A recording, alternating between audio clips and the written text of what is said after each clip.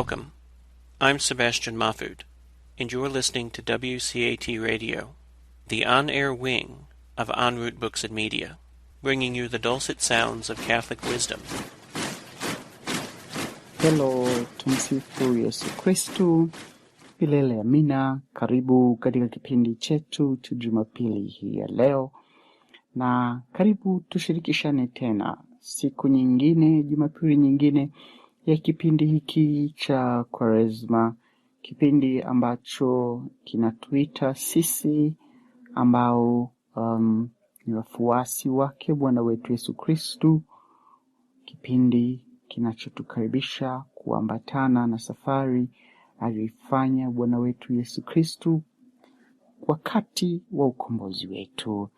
Ni kipindi ambacho kinatukumbusha sisi kama wanadamu kwamba maisha yetu ni safari tena yenye changamoto nyingi, na sio tu changamoto nyingi, ni changamoto zilizo ngumu ambazo kiuhalisia hatuwezi kuzishinda sisi wenyewe, hatuwezi kuzimaliza sisi wenyewe.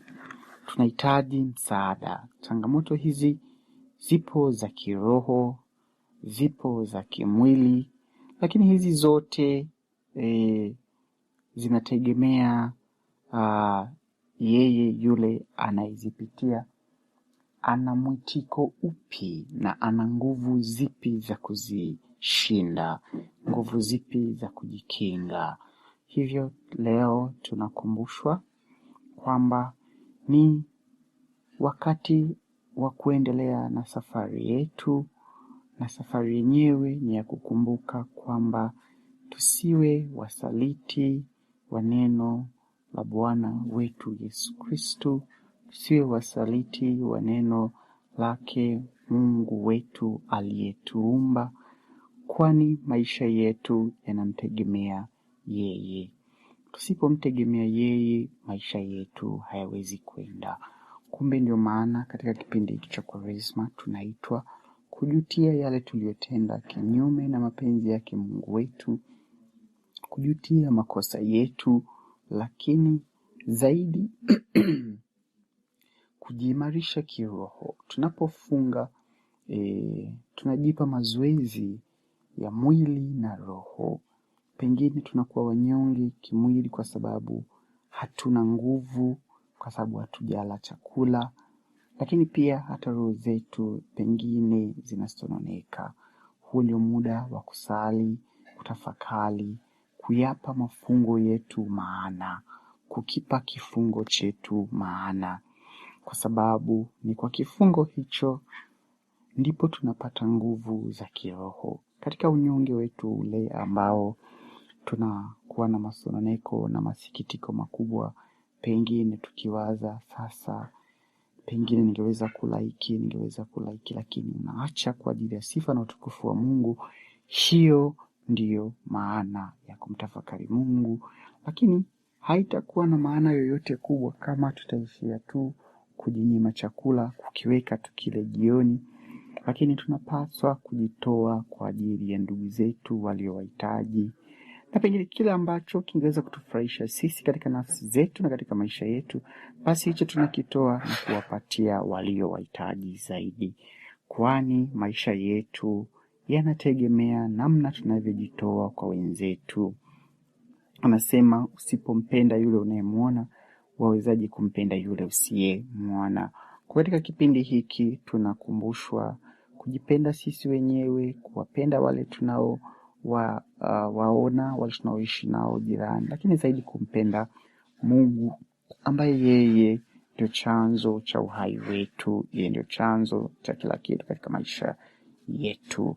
Kumbe basi tunapoyakumbuka hayo yote, tunaendelea kuomba na kumwomba Mwenyezi Mungu atusaidie tuweze kuepukana na matatizo tulionayo katika ulimwengu, hasa visa na mikasa hii inayotokana na ugonjwa huu hatari wa virusi vya korona.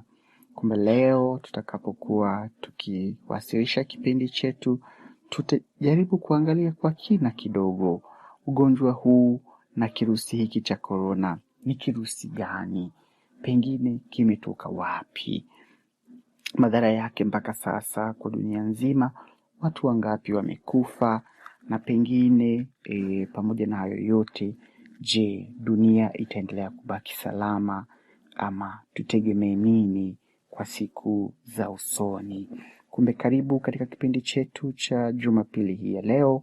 Hii ni WCT Radio na mimi ni Kahama Emmanuel Peter. Basi kama tulivyo ahidi kwamba tutajadiliana leo kwa undani kidogo kuhusu virusi vya korona. Kumbe virusi hivi vya korona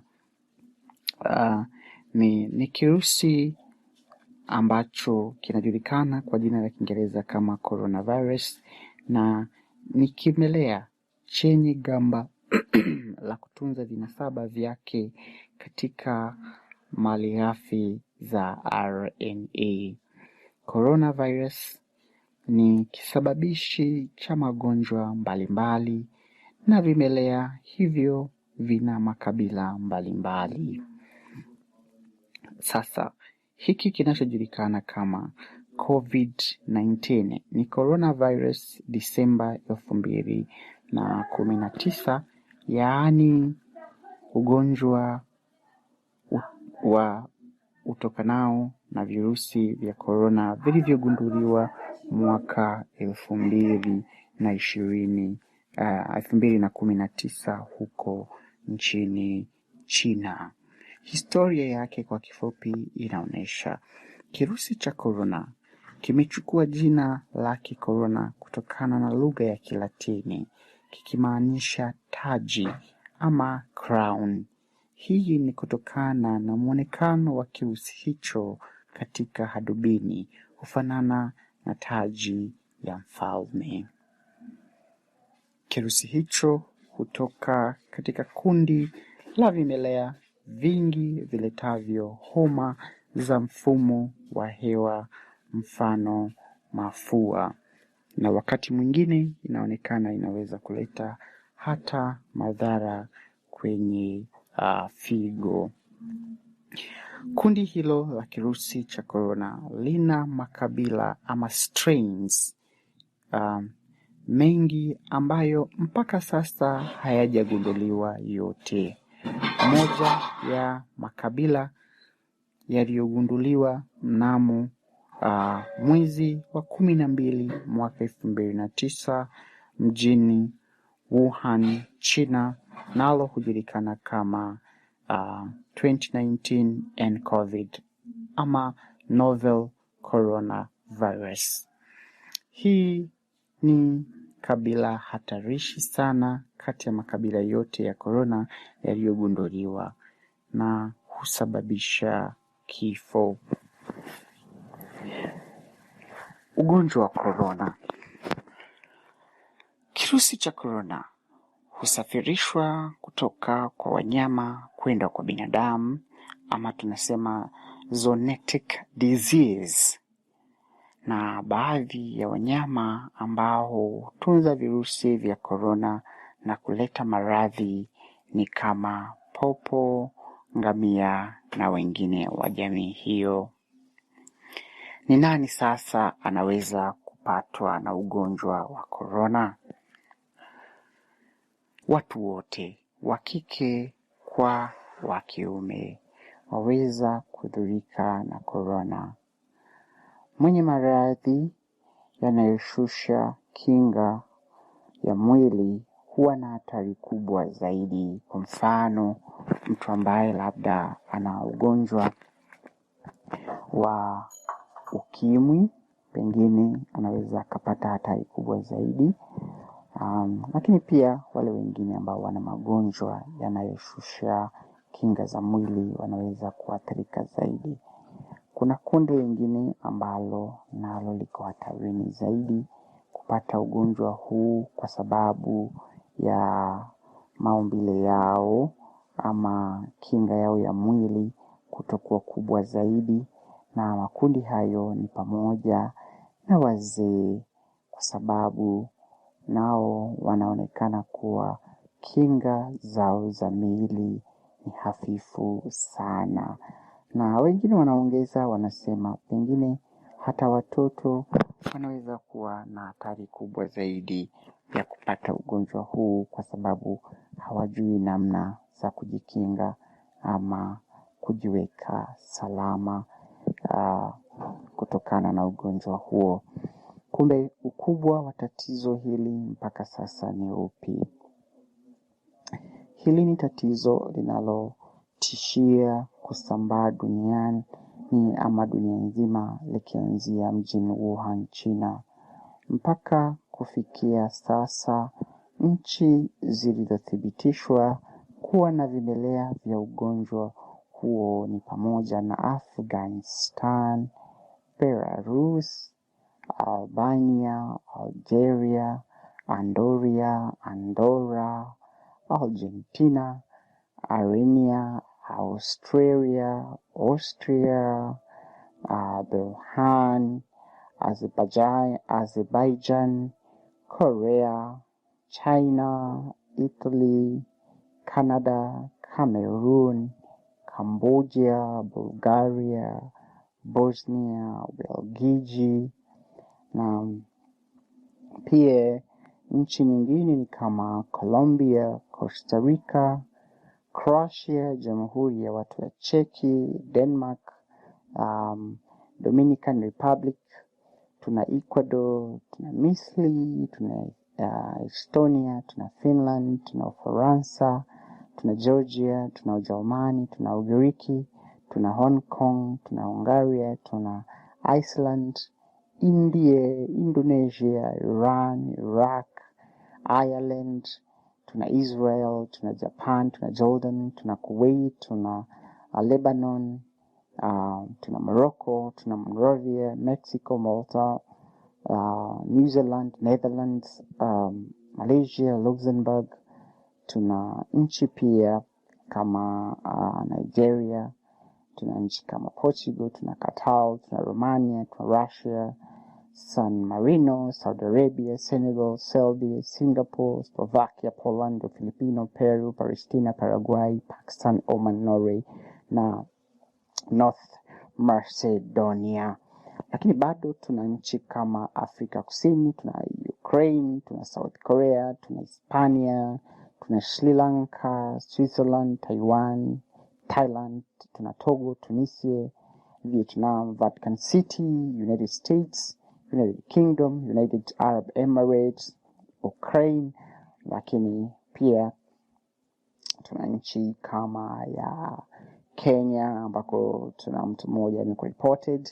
Tuna nchi pia kama Rwanda ambao tuna mtu mmoja ameripotiwa, na nchi nyingine ambazo mpaka sasa ni karibu nchi 100 na zaidi, pengine karibu 110 hivi dunia nzima zimekwisha pata hatari hiyo. Sasa dalili za ugonjwa wa corona ni zipi? Dalili zinazoonekana mara kwa mara ni hizi. Kwanza, kuna homa, pengine mtu kusikia joto limepanda, na hii ndio dalili kubwa. Mtu anaona mwili ni kama uko sawa, joto limepanda juu.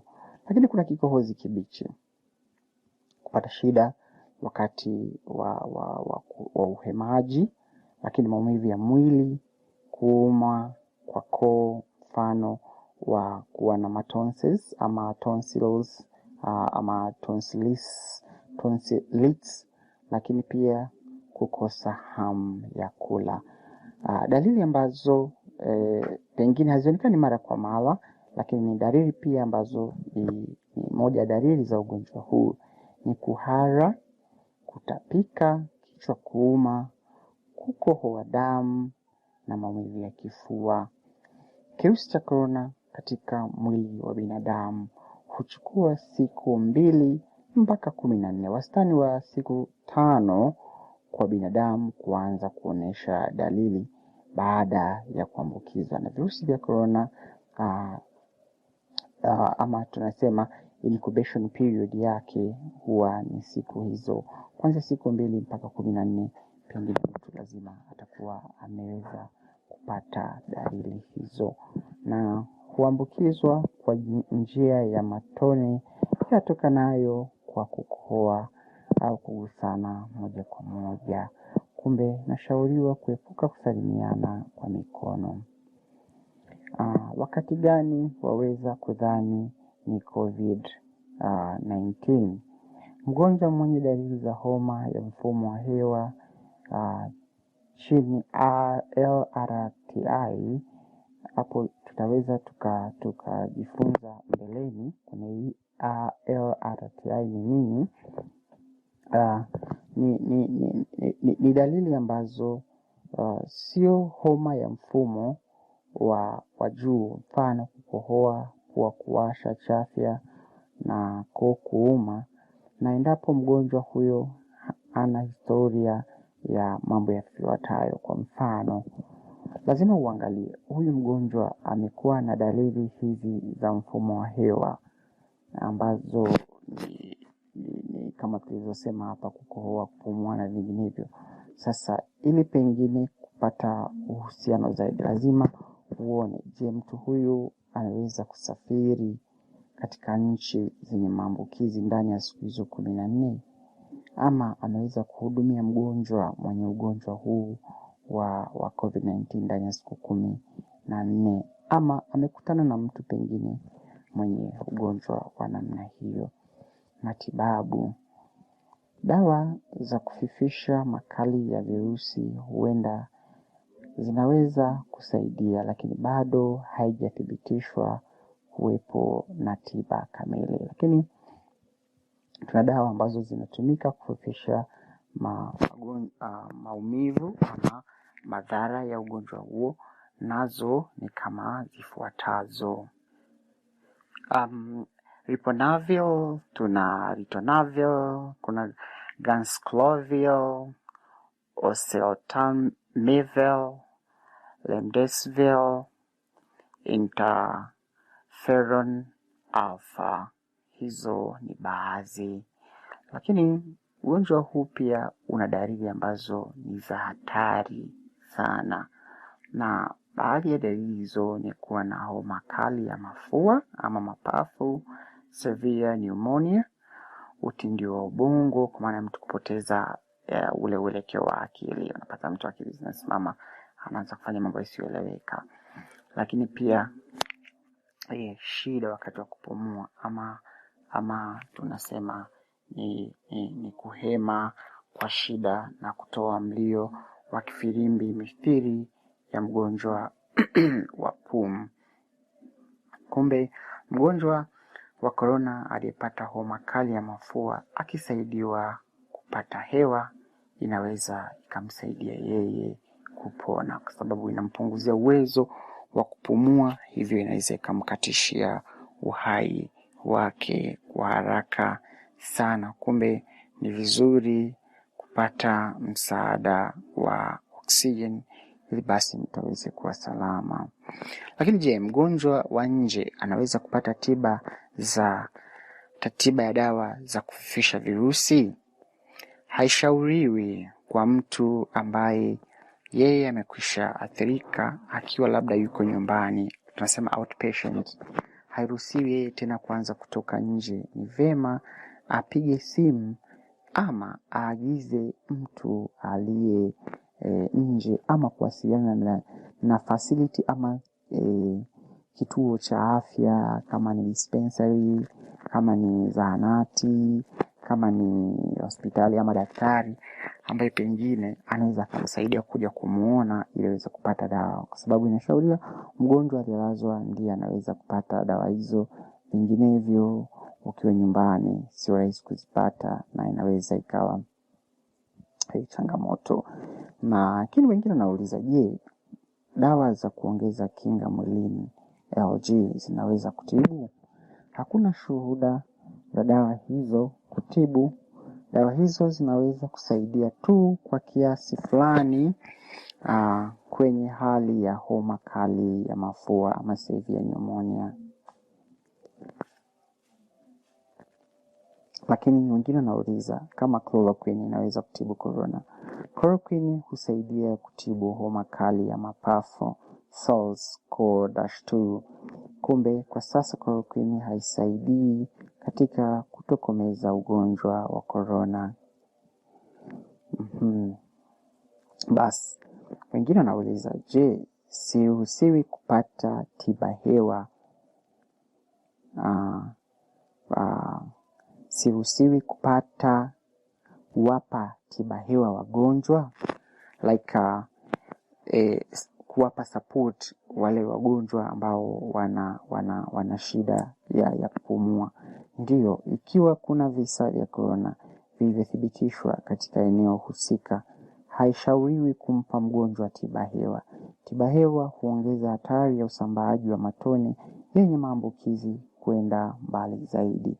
Dawa za kuvuta inhaler huweza kutumika kama mbadala wa tiba hewa. Wengine anauliza, kipi ni bora zaidi katika kumpa mgonjwa hewa ikiwa kuna ugonjwa wa corona?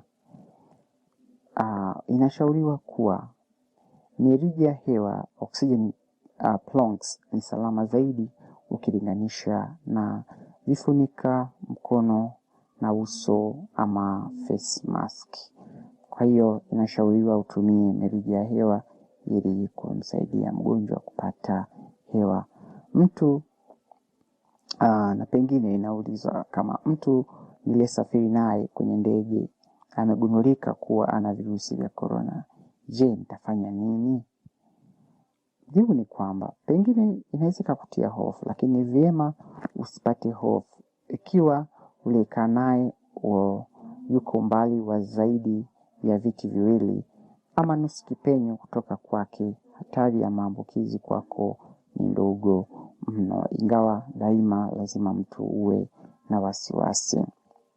Swali lingine ni kwamba, je, kuwatenga washukiwa wa corona huongeza hatari ya kuambukizana? Hapana. Ikiwa nafasi kati ya vitanda viwili katika eneo la kuwatenga ni chini ya futi 6, hatari ya kuambukizana ni kubwa. Tunasema ile mgonjwa, kwa mfano mtu amepata athari ama ameathirika tena na virusi vya corona. Sasa tunawachukua wote wale wenye virusi vya corona, labda wako 20, tunawaweka pamoja. Hatari ni ipi ya kuambukizana wao kwa wao? Kwa sababu pengine kiasi cha athirika huyu ni tofauti na huyu, tukiwachanganya inaweza kuleta shida zaidi. Kwa hiyo tunashauriwa tutengeneze umbali walau wa futi 6 kutoka kwa mmoja kwa mwathirika mmoja hata mpaka mwingine. Namna ya kujikinga, inashauriwa kuosha mikono vizuri kwa maji safi na sabuni. Tumie vikinga pua na mdomo maski ikiwa unahudumia washukiwa wa corona.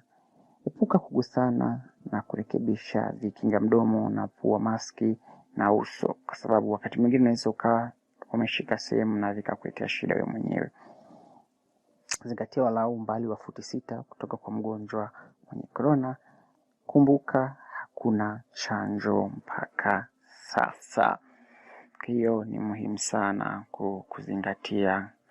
Na bado ugonjwa huu unaambukiza watu wote, umri wowote, na wazee na watu wenye maradhi mfano ya pumu, kisukari, maradhi ya moyo, wana hatari kubwa ya kupata ugonjwa huu na pengine kupoteza uhai kwa haraka. Kumbe shirika la afya la Umoja wa Mataifa WHO linashauri kuwa watu wote kufuata kanuni za afya na usafi wa njia ya hewa ili kubaki salama. Je, mifugo wa nyumbani wanaweza kusambaza corona? Kwa sasa hakuna shuhuda zinazoonyesha kuwa wanyama wa nyumbani, pets, mfano mbwa au paka, huweza kupata maambukizi ya the novel ama coronavirus 2019. Chanjo bado haijapatikana ya ugonjwa huu, na chanjo ya homa ya mapafu kama pneumococcal vaccine na Haemophilus influenza type B HIB vaccine haziwezi kukukinga dhidi ya corona virus. Kumbe japo chanjo hizi hazisaidii kukinga novel corona 2019, chanjo hizo ni muhimu na zinashauriwa ili kulinda afya yako, hasa kama katika mazingira ambayo sio rahisi. Je, dawa za kuua vimelea antibiotics husaidia kukinga virusi vya corona? Hapana. Vimelea hivi ni virusi, na hivyo dawa hizo huua tu bakteria. Kwa hiyo dawa hizi haziwezi kuua virusi, kwa sababu hizi antibiotics zinaua tu vitu ambavyo ni bakteria. Na pia virusi hawa ni vimelea ambazo haziwezi kuliwa na antibiotics, kwa sababu ni kirusi pia. Hivyo dawa hizi haziwezi kusaidia chochote hata katika kukinga. Japo kwa mgonjwa alilazwa kwa virusi hivyo, mgonjwa anaweza kupewa dawa hizo, kwani bakteria pia wanaweza kushambulia mwili. So zinaweza kusaidia tu kama kwa kinga kwa ajili ya changamoto nyingine. Kwa unashauriwa pia kutumia maji ya moto, maji ya vuguvugu, ili basi kuweza kuepuka madhara ya ugonjwa huo. Wengine wanashauri, je, kula vitunguu saumu husaidia kukinga maradhi ya vigonjwa hivyo? Vitunguu saumu ni vyakula vya afya ambavyo huenda zina baadhi ya nguvu za kuua bakteria. Hata hivyo, hakuna shuhuda mpaka sasa zinazoonyesha kuwa kutafuna kitunguu saumu hukinga maradhi ya ugonjwa huo, ila tu ni ile kuona kwamba pengine ni moja ya vitu ambavyo vinaweza kusaidia mwili kuweza kuwa salama, kwa sababu ina nguvu kubwa katika kuua bakteria na kujengea mwili kinga. Pengine wengine wanajiuliza kama miale ya mwanga wa taa za ultraviolet huweza kuua virus hawa. Miale ya taa ya ultraviolet UV isitumike kutakasa mikono au sehemu zingine za ngozi, kwani miale hiyo huweza kuleta madhara katika ngozi.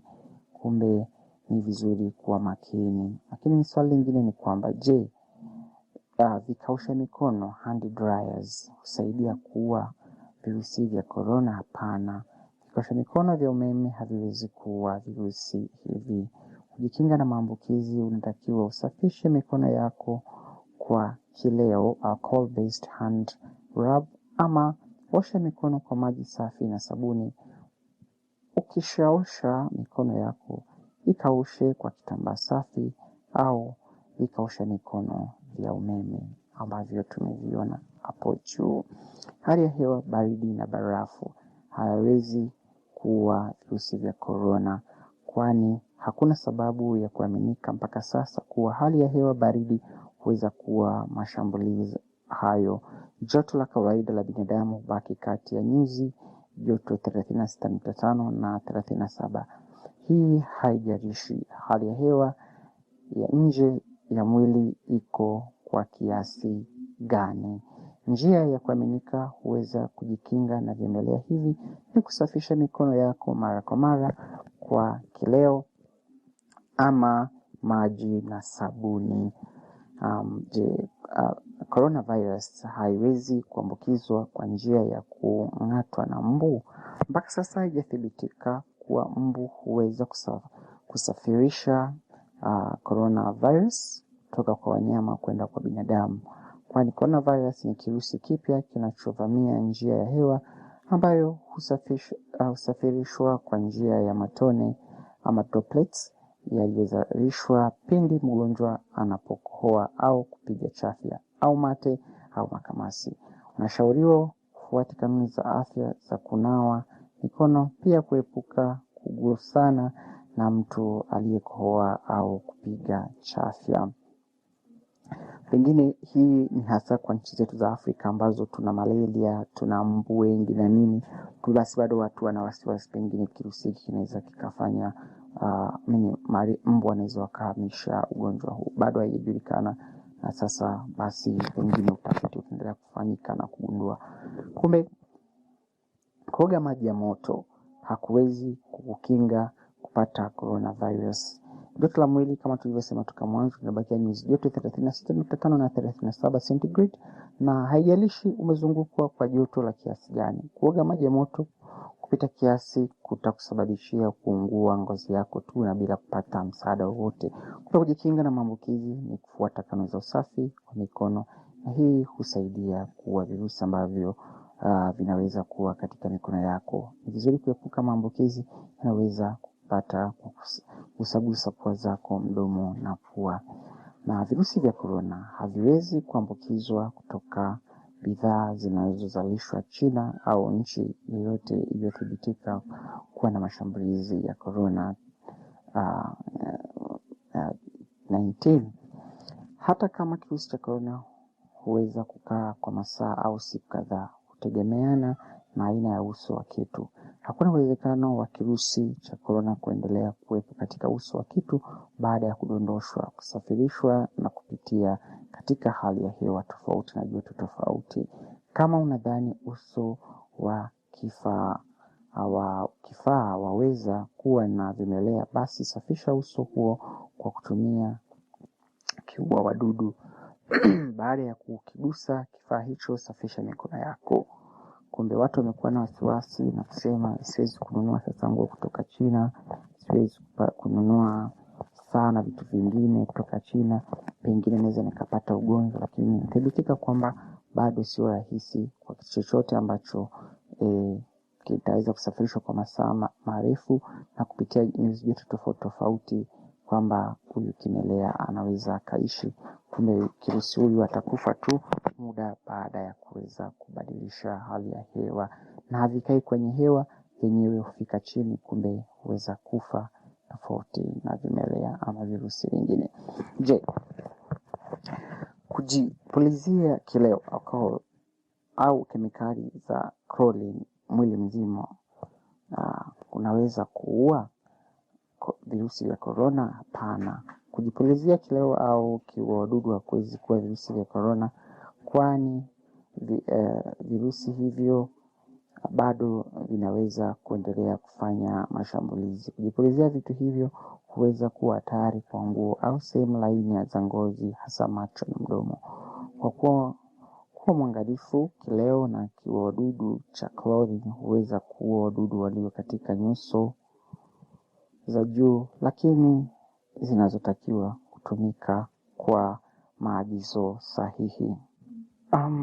Lakini kuna dondoza muhimu kutoka shirika la kimataifa la mfumo wa watoto UNICEF juu ya ugonjwa wa corona. Wao wanasema kirusi cha corona ni kikubwa, kina ukubwa wa kipenyo cha micro 400 mpaka 500.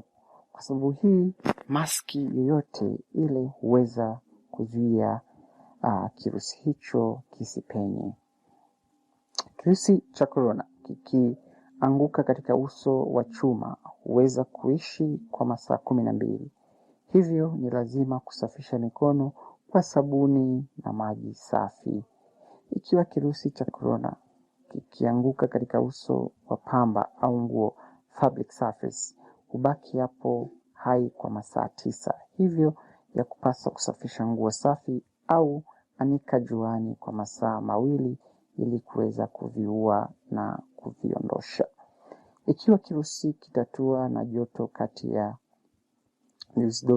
nyuzi joto 26 mpaka 27, hufa, kwani kirusi hicho hakiwezi kuishi katika mazingira ya joto.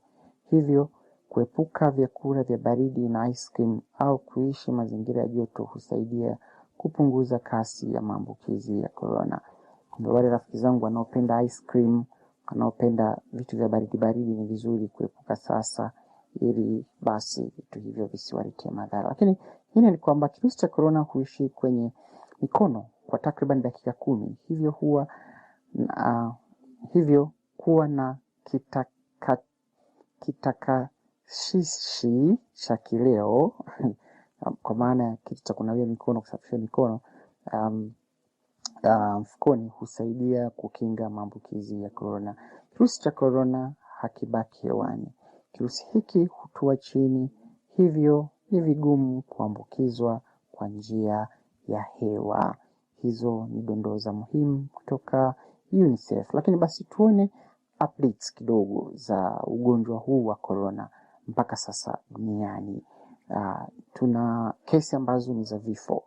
China tuna vifo mpaka sasa 3,123, lakini tuna South Korea vifo 53, tuna Japan vifo 14, tuna Taiwan kifo kimoja, Thailand kifo kimoja, Iran vifo karibu 300 sasa, Iraq vifo karibu 14, Egypt vifo karibu 2, Spain vifo zaidi ya 25, Italy vifo zaidi ya 1,000 mpaka sasa, France vifo zaidi ya 30, Austria vifo zaidi ya 5, Saudi Arabia vifo zaidi ya 3, US vifo zaidi ya 22, San Marino vifo zaidi ya 1, Philippines vifo zaidi ya 1, Switzerland vifo zaidi ya 2, Britain vifo zaidi ya 3, na Netherlands vifo zaidi ya 3. Lakini kwa cases ambazo zimeshakuwa confirmed, ukiangalia kwa rate, kwa ukuaji, tunaona China tuna kesi sasa zaidi ya 81, tuna cases ziko Marekani zaidi ya 1,300, na tuna kesi zaidi ya 16 Italy, na tuna kesi karibu 2,000 Japan, tuna kesi zaidi ya 7 South Korea, na tuna cases na angalia baadhi ya nchi kama Italy pia sasa wao tumeshasema zaidi ya 16 mpaka sasa, tuna Ufaransa zaidi ya 2,000 sasa, lakini unaona Ujerumani kwa mfano anasema kwa Angela Merkel alikuwa anasema leo pengine kwa asilimia karibu ya 60 mpaka 70 ya watu wanaishi Ujerumani wanaweza wakapata madhara ya ugonjwa huu. Hivyo tunaendelea kumwomba Mungu atusaidie kuwa salama, madaktari waweze kugundua kinga ya ugonjwa huu, na mwisho wa siku tuweze kuona tunabaki salama. Kwa kuna malalamiko na hoja mbalimbali za viongozi mbalimbali kusema kwamba ugonjwa huu umetengenezwa na basi watu wamepandikiza. Kumbe tunaendelea kusikia hilo kuwa ni tatizo, na watu wengi wakiendelea kulalamika kwamba hili ni tatizo na hivyo limetengenezwa na baadhi ya nchi, na pengine hasa Marekani akionekana kuwa yeye ndio alitengeneza tatizo hili. Kumbe imekuwa ni shida, imekuwa ni tatizo, na tunaendelea kuomba Mungu basi swala hili lisiendelee kuleta madhara. Tumepata madhara makubwa ya kiuchumi, vikao, mikutano mingi ikielekea kuahirishwa, na hatujui mpaka mwisho wa mwaka huu itakuwa. Lakini tunaendelea kuomba Mungu ili vitu viende kuwa sawa. Tunamwamini yeye, tunamtegemea yeye, atatukinga katika yote. Asante, Mungu akubariki. Hii ni WCAT Radio na mimi ni Kahama Emmanuel Peter. According to different sources, it's said or it's indicated that coronavirus, or which is called in a short form as COVID-19, which is also short form of the word coronavirus December 2019. It's a disease caused by a new coronavirus that emerged in China in December 2019. The COVID-19 symptoms include cough, fever, and shortness of breath. COVID-19 can be severe, and some cases have caused death. The new coronavirus can be spread from person to person, and it's diagnosed with a laboratory test. There is no coronavirus vaccine yet, but prevention involves frequent hand washing, coughing into bend off your elbow, and staying home when you are sick. This is really helping. It's a very short information, but it's really helping. It's helping because it serves the life of others, and that's what we call the love towards others. When you cough, try bend your elbow and stay home when you are sick. So coronavirus are a type of viruses, and there are many different kinds, and some cause disease. A newly identified type has caused a recent outbreak of respiratory illness, and now called COVID-19, that started in China last year, December. According to Rorian Sousa, MS, the Director of Operations with the Johns Hopkins Office of Critical Event Preparedness and Response and Director of Research with the Johns Hopkins Biocontainment Unit, shares information about COVID-19, and she said some of the informations which are really, really, really important, probably for each one of us to understand. I know people, they're really, really trying to find out from the internet, from different sources, about what this disease is all about. So it is it is now said like this disease is transmitted from one person to another. But then, how is it spread? According to different recent information, which indicates that COVID-19 may be passed from a person to a person. Community spread is being seen also. Community spread means people have been infected with the virus in a particular area, including some people who were not sure where they became infected.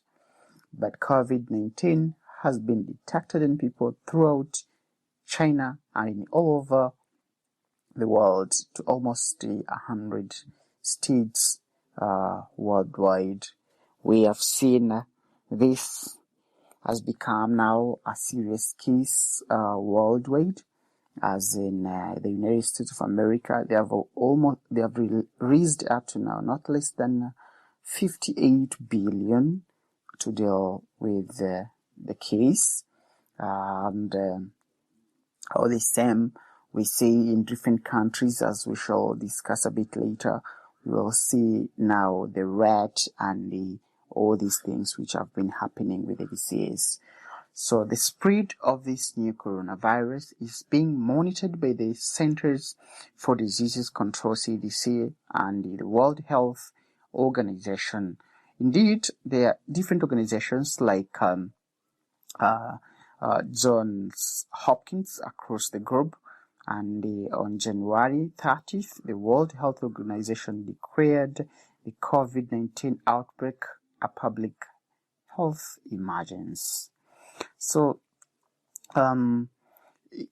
it's still not so much clear to some of us, to some of the people in different places, like how is it transmitted, how is it spread between humans.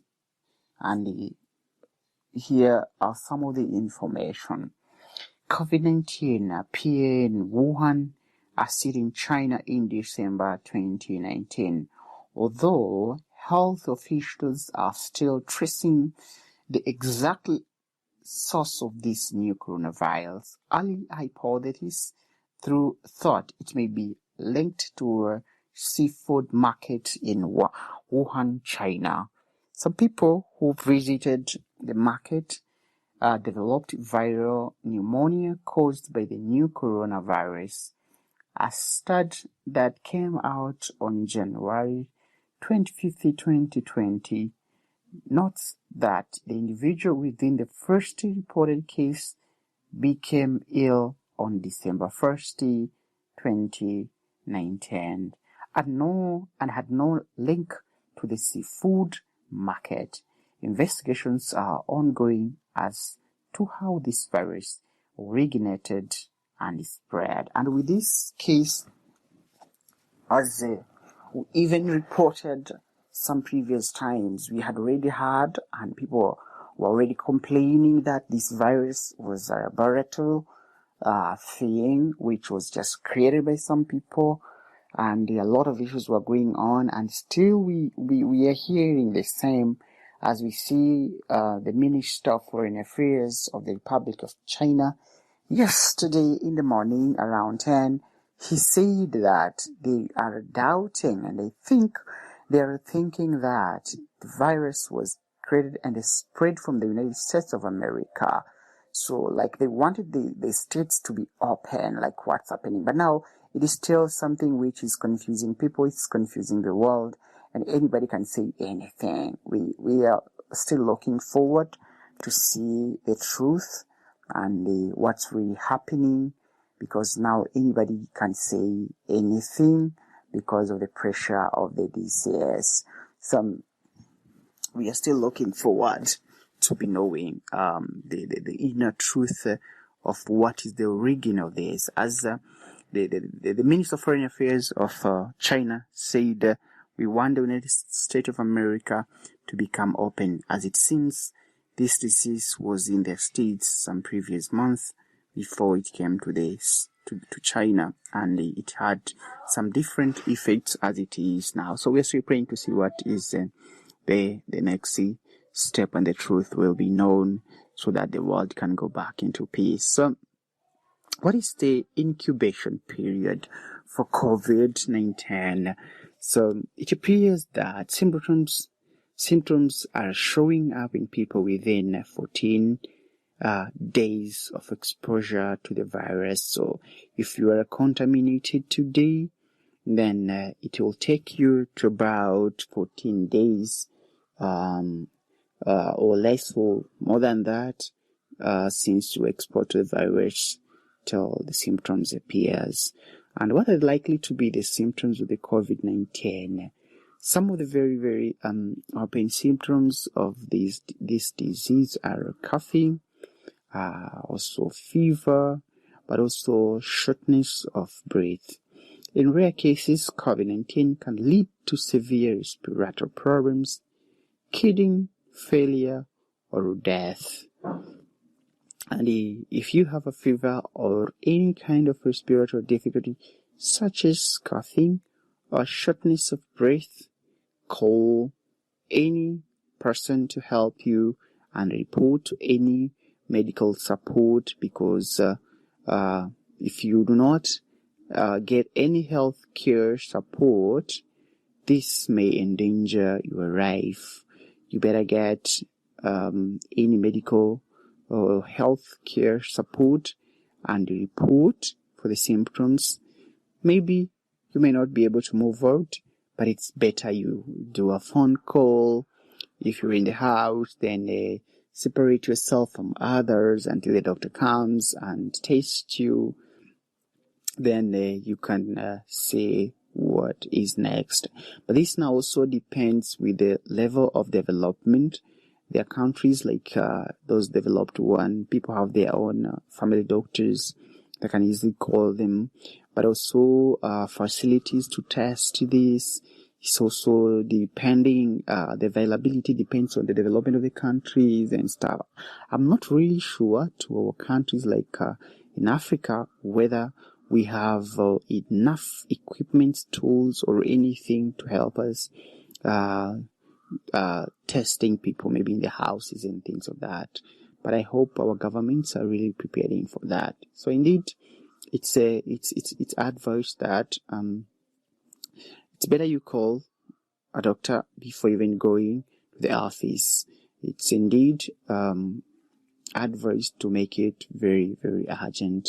So if you do it over the phone, be sure to tell the doctor if one is coming, and or if someone you have traveled maybe from some countries or whatever within those 14 days or something, it's better you make it out, because it helps them to understand in which country were you, and see whether that country has the COVID-19. We see like countries like China, Iran, Italy, Japan, and South Korea, among other countries, have been really, really affected with the disease. Indeed, it is asked that it's better to report if you're suspecting that maybe you have been with people, you have been in contact with the people who have been having this disease,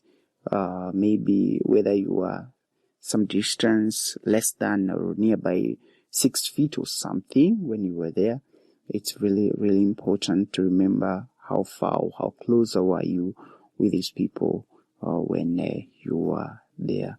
So if you think there's no instant medical support where you are, it's better to report to a friend and tell the friend to go and get a medical support for you than you getting out. But for developed countries, this is very easy. There are numbers you can call. Like you see in the States, you can just call 911 as an emergency call for medical support, and you easily get the support. But to other countries, it is still not really difficult. But it is said that this coronavirus is diagnosed and may be difficult sometimes with only physical exam, because mild cases of COVID-19 may appear similar to the flu or bad cold. A laboratory test can confirm the diagnosis. So, how is it treated? So COVID-19 is treated, as for now, there is no any specific treatment for the virus. We see the treatment is still not clear, but people who become sick from COVID-19 should be treated with the supportive measures, those that relieve symptoms for severe cases. There may be additional options for treatment, including research, drugs, and the therapeutics. So we are still struggling to see if we can have the medication for this, and most of the medications which can be given are those which are on research, or drugs on research and things of that kind. So this disease causes disease, and as much as this year, by March 14th, 2020, about 580 people were died due to the disease worldwide. However, 72,600 people have recovered from the illness. This information comes from the coronavirus or COVID-19 global cases map developed by the Johns Hopkins Center for Systems Science and Engineering. There's another question which is asking, is this coronavirus different from SARS? SARS stands for Severe Acute Respiratory Syndrome. In 2013, an outbreak of SARS started in China and spread to the countries before ending in 04.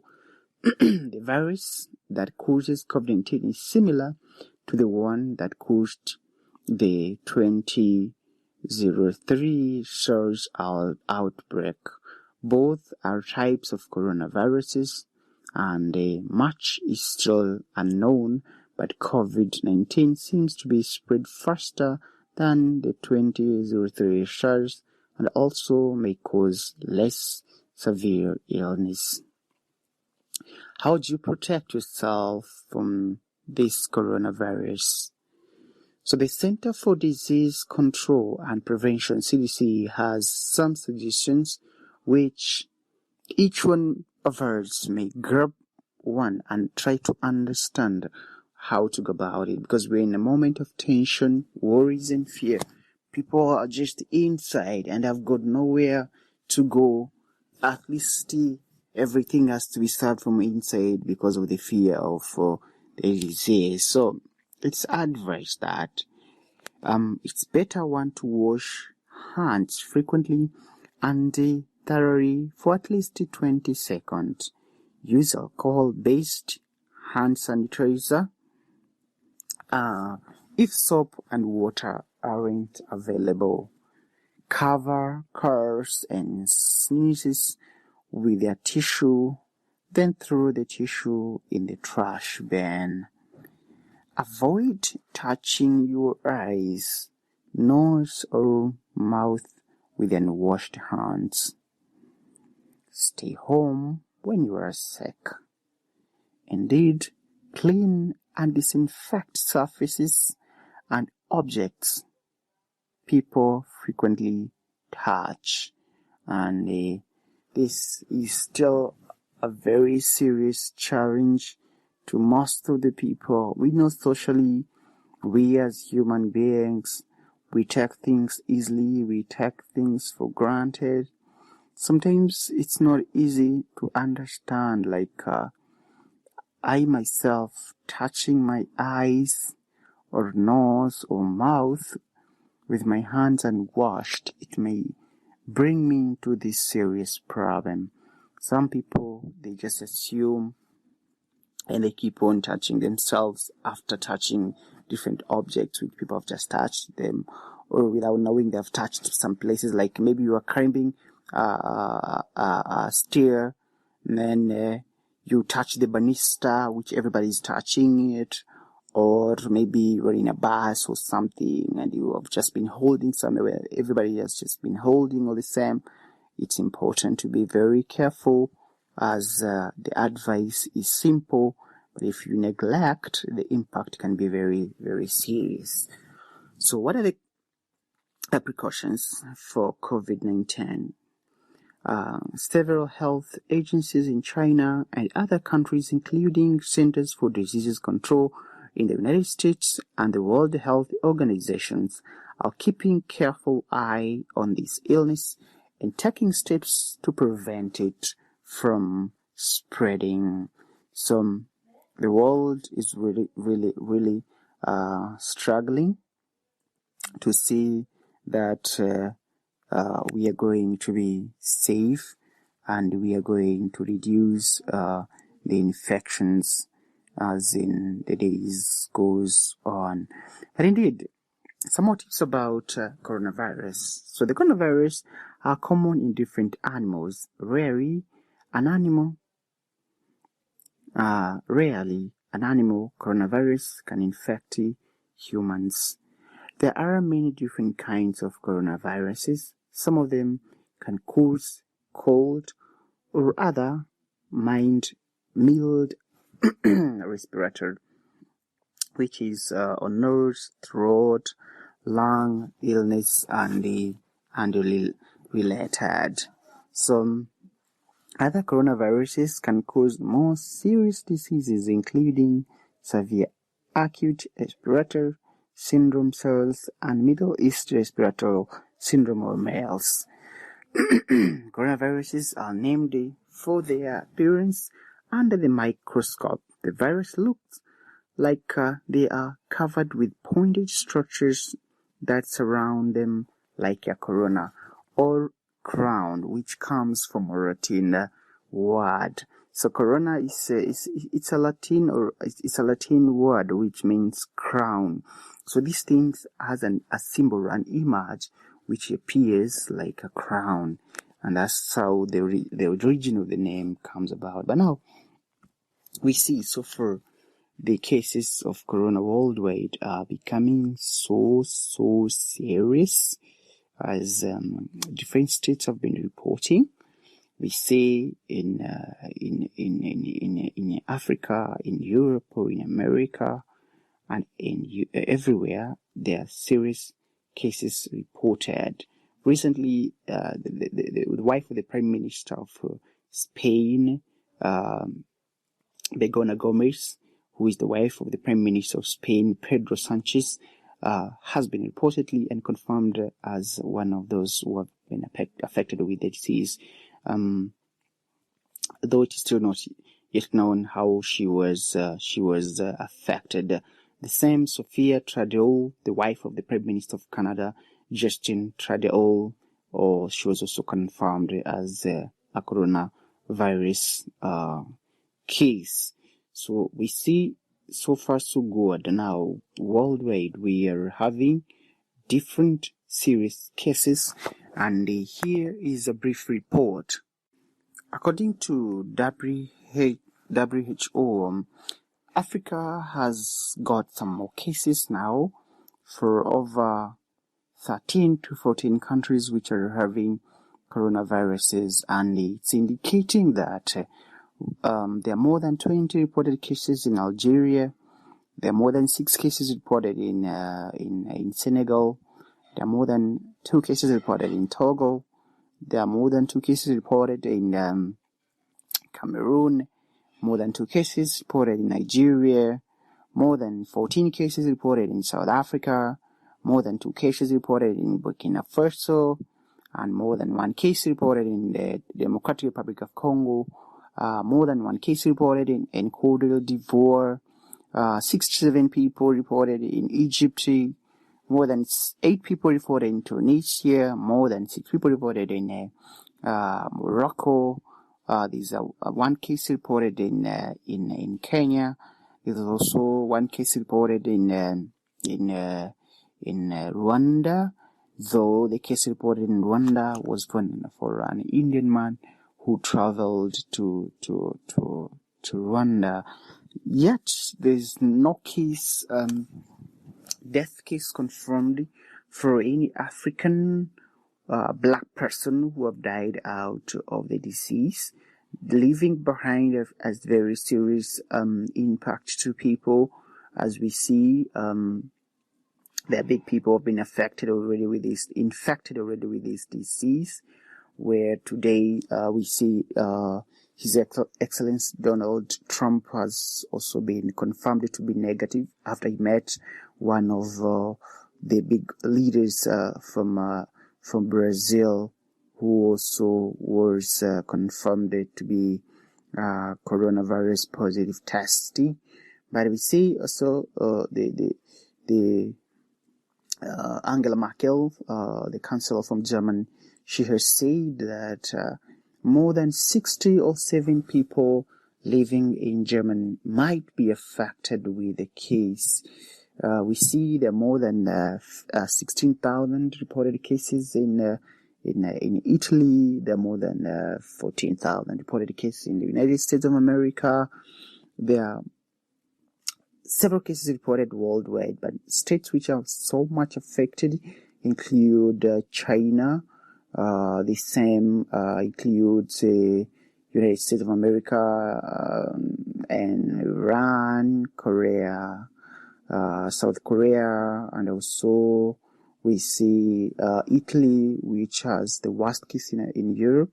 And people are still asking why Europe, why Italy, of all the states have so much been affected. But it is said, it seems Italy have been a bit having a laissez-faire system on checking people. They've been checking the documents, but they never checked anything in relation to the health, and that's why the impact went that. So we see the impact that now the churches, the Catholic Church have closed almost all the churches in Italy, but also we see now in the United States of America, all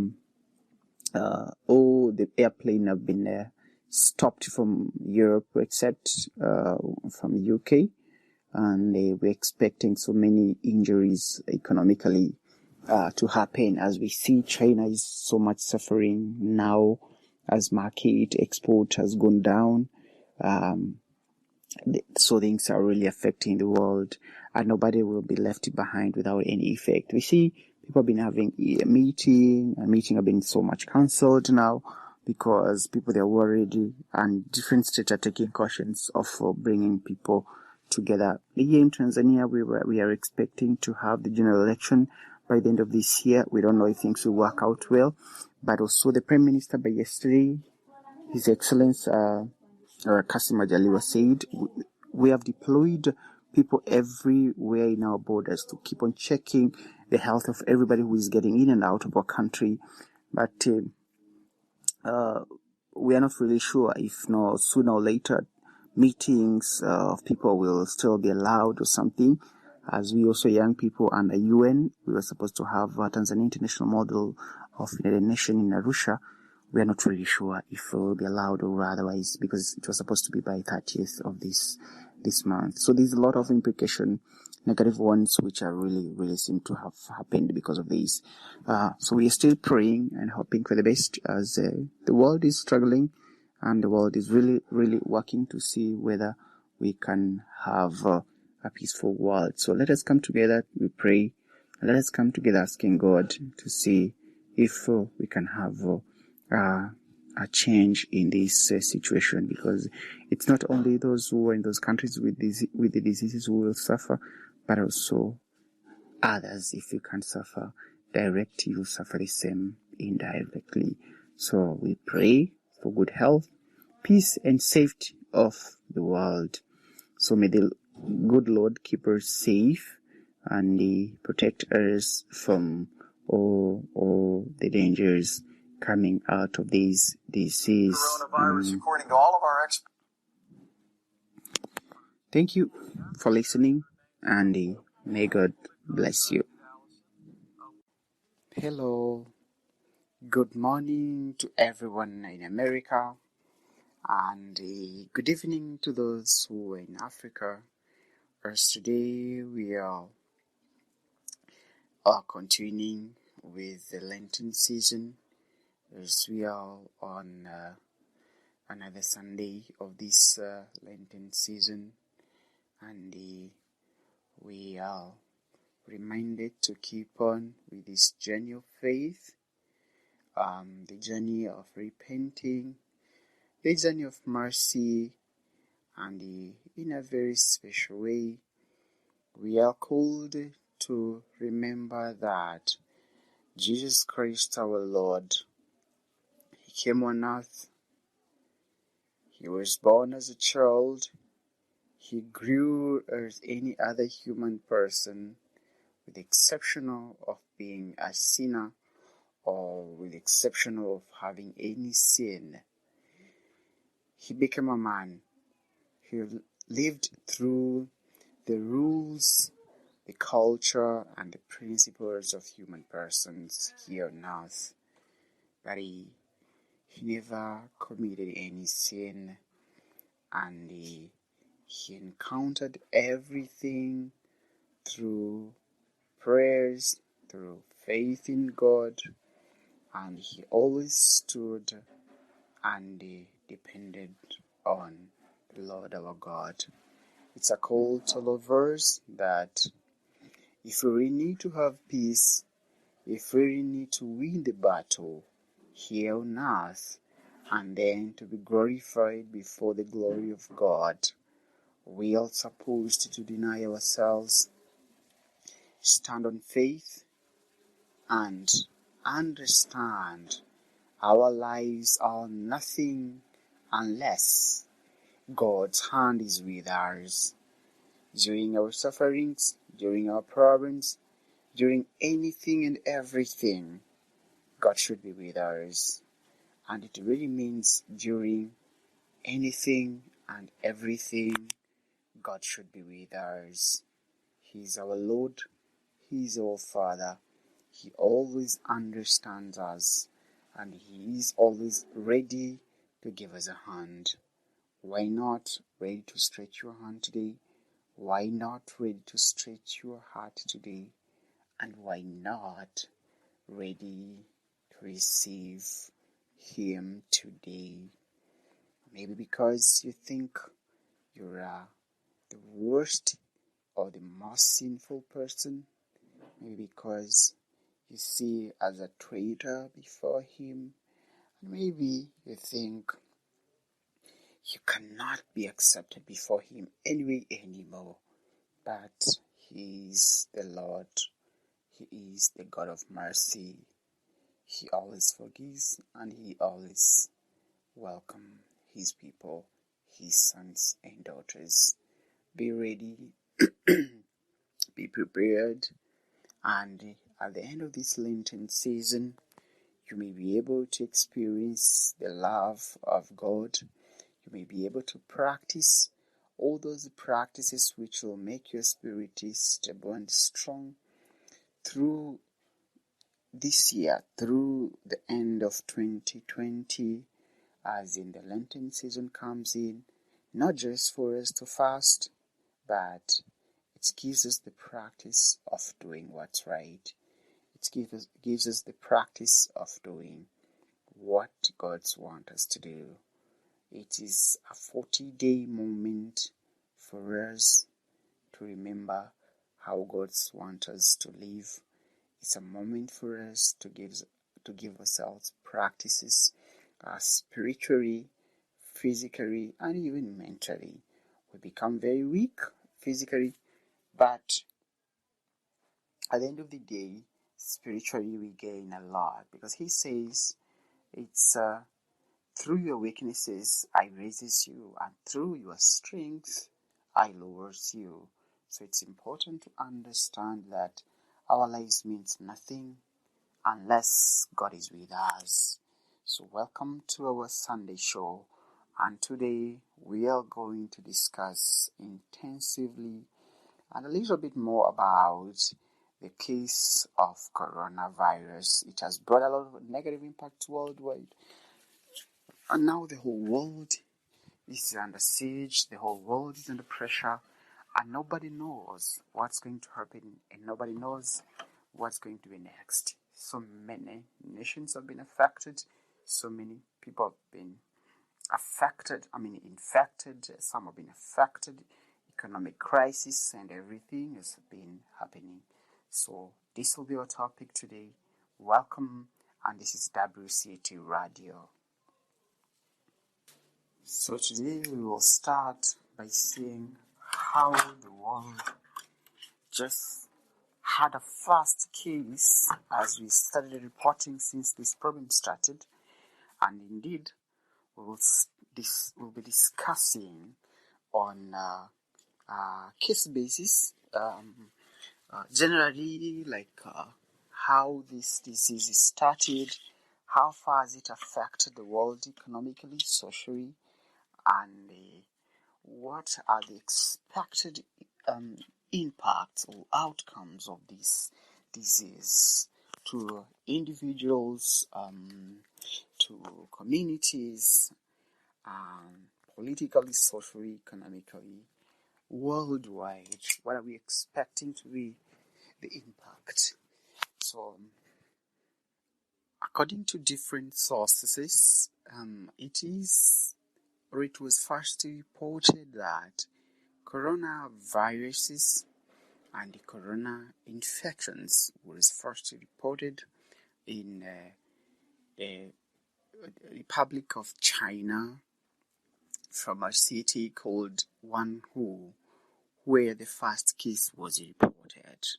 But it didn't take any longer before more than 1,000 cases were reported in the same land, and it took no more time before the same being reported as an impact worldwide. Now we see there are so many questions, so people are asking now, what is the source of this disease? What is this coronavirus?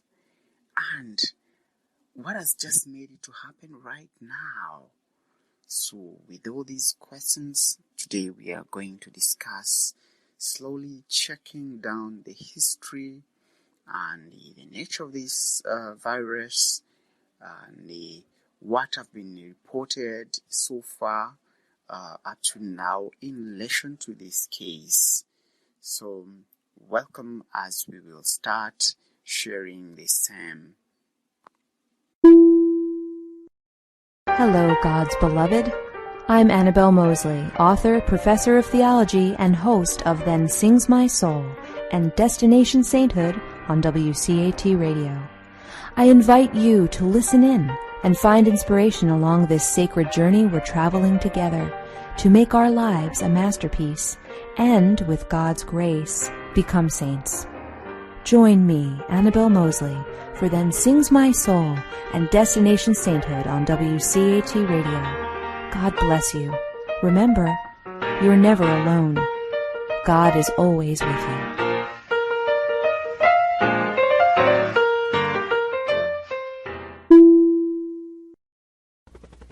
We hope you enjoyed the program and will join us back for another show on WCAT Radio. This is Sebastian Mahfood. Good day.